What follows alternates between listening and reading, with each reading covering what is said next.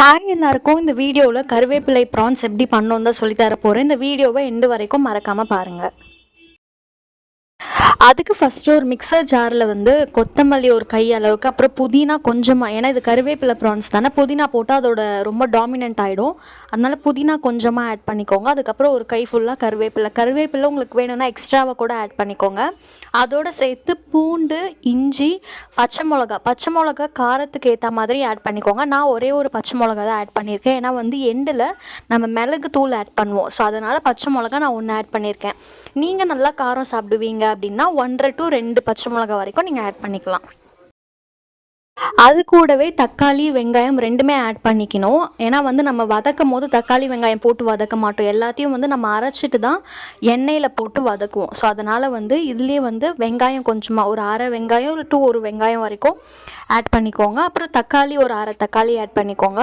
ஏன்னா lemon juice கூட இதில் நம்ம ஆட் பண்ணலாம் புளிப்புக்கு. ஸோ அதனால் தக்காளி அதுக்கு ஏற்ற மாதிரி ஆட் பண்ணிக்கோங்க. இஞ்சியும் பூண்டும் இதில் சேர்த்து ஃப்ரெஷ்ஷாக அரைச்சி போட்டால் நல்லாயிருக்கும். இஞ்சி பூண்டு பேஸ்ட் போடுறத தாண்டி இதிலே சேர்த்து அரைச்சிக்கலாம். ஸோ அதனால் நான் இதிலே சேர்த்து அரைச்சிக்கிட்டேன். கூடவே கொஞ்சமாக சீரகம் மட்டும் ஆட் பண்ணிக்கோங்க, ஒரு 1/4 ஸ்பூனுக்கு சீரகம். இதெல்லாம் வந்து அரைச்சி நல்ல ஒரு பேஸ்ட் கன்சிஸ்டன்சியில் எடுத்துக்கோங்க. அதுக்கப்புறம் ஒரு கடாய் வச்சுட்டு நல்லா அடிகனமான ஒரு கடாய் வச்சுக்கோங்க. அதில் நான் நல்லெண்ணெய், கடலெண்ணெய் ரெண்டுமே தான் ஆட் பண்ணுறேன். ஃபஸ்ட்டு நல்லெண்ணெய் ஒரு 5 டேபிள் ஸ்பூன் ஊற்றிட்டு கடலெண்ணெயும் ஒரு 4 ஸ்பூன் நான் ஊற்றிக்கிட்டேன்.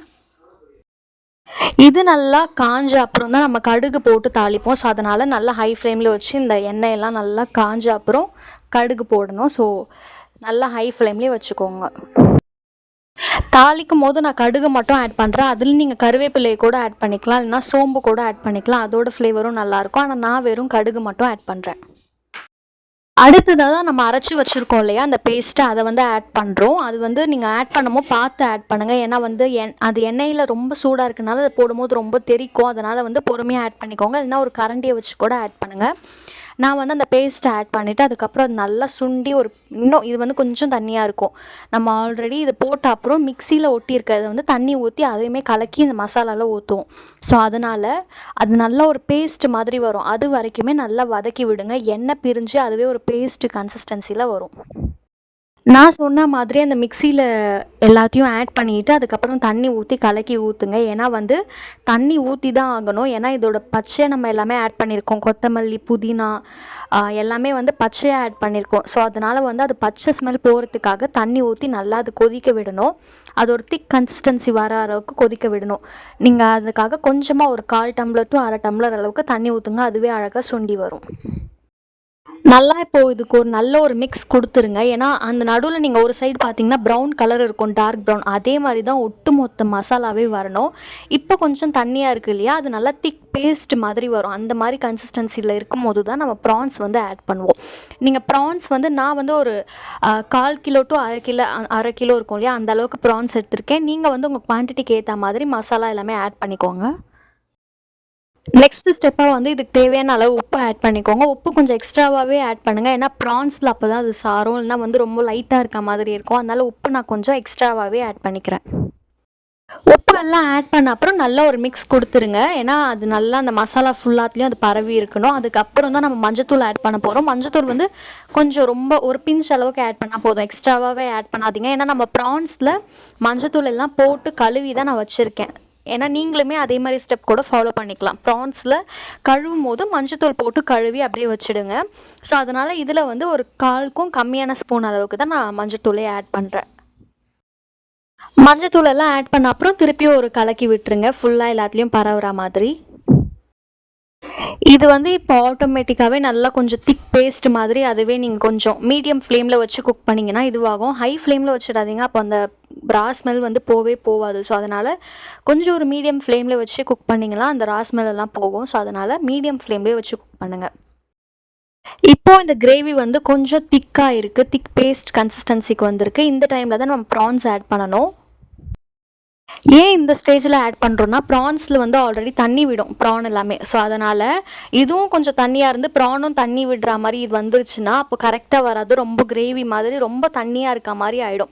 ஸோ அதனால் இது வந்து கருவேப்பிலை ப்ரான் ரோஸ்ட் மாதிரி தான், ஒரு கிரேவி மாதிரி கூட கிடையாது. நீங்கள் இந்த கிரேவி ஸ்டெப்லேயுமே நீங்கள் எடுத்துடலாம். பட் இது கொஞ்சம் நான் ரோஸ்ட் மாதிரி பண்ண போகிறேன். ஸோ அதனால் இந்த ஸ்டேஜில் வந்து நான் ப்ரான்ஸ் எல்லாமே ஆட் பண்ணிக்கிறேன். நான் சொன்ன மாதிரி ப்ரான்ஸை வந்து வாஷ் பண்ணி மஞ்சத்தூள் போட்டு நான் மேரினேட் பண்ண விட்டுருக்கேன். அந்த ப்ரான்ஸை இப்போ நான் வந்து ஆட் பண்ணிக்கிறேன். இது வந்து 1/4 கிலோ டு 1/2 கிலோ அந்த ரேஞ்சில் தான் நான் ப்ரான்ஸ் எடுத்திருக்கேன்.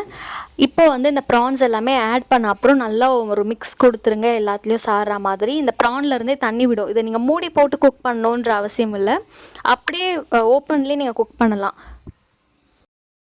இப்போ இந்த ப்ரான்ஸ் எல்லாம் நல்லா கலக்கி விட்டுருங்க. ஆல்ரெடி நம்ம வந்து எல்லாத்துக்கும் சேர்த்தே நம்ம அந்த மசாலாவில் உப்பு போட்டுட்டோம். ஸோ இதில் இப்போ வந்து ப்ரான்ஸ் எல்லாம் ஆட் பண்ண அப்புறம் அது கரெக்டாக இருக்கும். இப்போ அந்த ப்ரான்ஸோடு வேகும் போது கரெக்டாக இருக்கும் அந்த உப்பு. இப்போயே வந்து அந்த ப்ரான்லேருந்து நிறைய தண்ணி விட ஆரம்பிக்கும். ஸோ நீங்கள் இப்போ எக்ஸ்ட்ராவாக எந்த தண்ணியும் விடாதீங்க. கொஞ்ச நேரத்துக்கு அப்படியே விடுங்க. அந்த ப்ரான்ஸ்லேருந்து எவ்வளோ தண்ணி விடுதுன்னு பார்த்துட்டு அதை பொறுத்து நம்ம எக்ஸ்ட்ராவாக தண்ணி ஊற்றிக்கலாம்.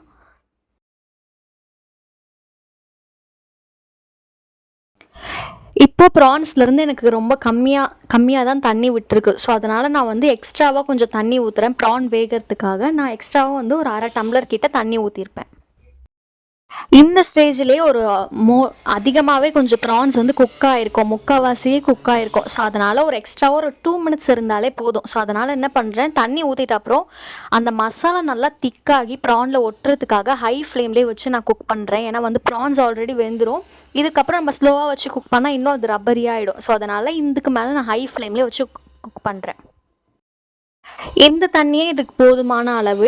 இதுலேருந்து நம்ம ஹை ஃப்ளேமில் வச்சா கரெக்டாக இருக்கும் குக் ஆகிறதுக்கு. ஸோ அதனால் நல்லா ஹை ஃப்ளேம்லேயே வச்சு நல்லா கொஞ்சம் நேரத்துக்கு கலக்கி விடுங்க. மூடி போட்டு வேக வைக்காதீங்க, ஓப்பன்லேயே வேக விடுங்க. இப்போ வந்து ஓரளவுக்கு ப்ரான்ஸ் வந்து நல்லா திக்காகி கொஞ்சம் ரோஸ்ட் மாதிரி வருது. இன்னுமே நம்ம அதை ரோஸ்ட் ஆக்கிறதுக்கு இன்னுமே குக் பண்ணணும். ஆனால் ஹை ஃப்ளேம்லேயே வச்சு குக் பண்ணுங்கள். ஏன்னா மசாலா மட்டும்தான் இப்போ ஒட்டணும் அந்த ப்ரான்ஸில். ஸோ அதனால் இதுக்கப்புறம் ஹை ஃப்ளேம்லேயே வச்சு நீங்கள் குக் பண்ணலாம். அடுத்த ஸ்டெப்பாக இந்த ப்ரான்ஸில் வந்து நம்ம பெப்பர் தான் ஆட் பண்ணுறோம். நான் சொன்ன மாதிரி பச்சை மிளகா காரம் எவ்வளோ போட்டிருக்கீங்களோ அதை பொறுத்து பெப்பர் ஆட் பண்ணிக்கோங்க. ரொம்ப காரமாகிடும். அதனால் நான் ஒரு பச்சை மிளகா ஆட் பண்ணுறதுனால ஒரு 1/2 ஸ்பூன் கிட்ட நான் மிளகுத்தூள் வந்து ஆட் பண்ணிக்கிறேன். ஆட் பண்ணிவிட்டு அதையுமே நல்லா கலக்கி விட்டு கொஞ்சமாக கருவேப்பிலை தூவி இறக்கிட்டோன்னா சூப்பரான ப்ரான் ரோஸ்ட்டு ரெடி ஆகிடும். பெப்பர் ஆட் பண்ண அப்புறம் நெக்ஸ்ட் ஸ்டெப்பாக நம்ம கருவேப்பிலை தான் ஆட் பண்ணுறோம். அதை ஆட் பண்ணிட்ட அப்புறம் ஸ்டவ்வை வந்து ஆஃப் பண்ணிவிட்டு நல்லா ஒரு ரோஸ்ட் மாதிரி கொடுத்துருங்க. சூப்பராக ரெடி ஆகிடும். இந்த ரெசிபியை மறக்காமல் ட்ரை பண்ணிவிட்டு கமெண்ட்டில் எப்படி வந்திருக்குன்னு சொல்லுங்கள். இந்த வீடியோ பிடிச்சிருந்தா சப்ஸ்கிரைப் பண்ணி சப்போர்ட் பண்ணுங்கள். இந்த வீடியோவை எல்லாேருக்கும் ஷேரும் பண்ணி விட்டுருங்க. மறக்காமல் சப்ஸ்கிரைபும் பண்ணிவிடுங்க.